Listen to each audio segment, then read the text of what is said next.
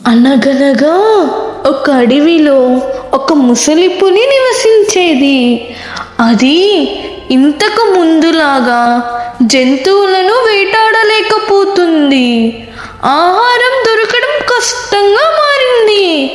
పులి అనుకుంది, నేను నా శక్తిని కోల్పోయాను.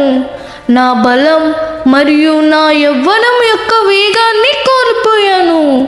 నాకు ఏదైనా ఉపాయం దొరికితే తప్ప నేను జీవించడం సాధ్యం కాదు.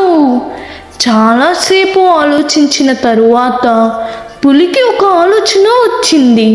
అది అదే పనిగా, నేను చాలా ముసలివాడిని, నేను శాకాహారిగా మారాను, నేను సన్యాసిని అయ్యాను, నేను జంతువులను వేటాడను మొదలైనవన్నీ చెప్పడం ప్రారంభించింది.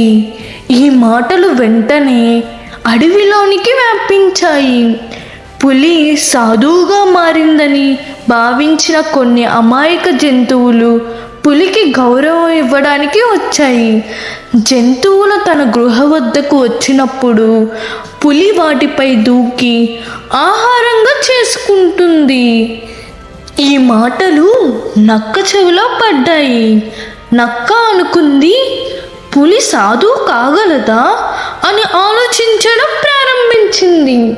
ఆ నక్క నిజాన్ని కనిపెట్టడానికి ఆసక్తి కలిగింది. నక్క దొంగతనంగా పులి గృహను చేరింది.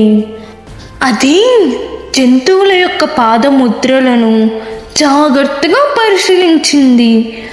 అది అన్ని పాదముద్రలు గృహ వైపు వెళ్తున్నట్లుగా కనుగొన్నది. కానీ గృహ నుంచి పాదముద్రలు తిరిగి రాలేదు. దానితో నక్కకు అర్థమై అడివంతా పులి ఒక మోసగాడు, గృహలోనికి వెళ్ళవద్దు అని ప్రకటించింది. పులి ఆకలితో చనిపోవలసి వచ్చింది.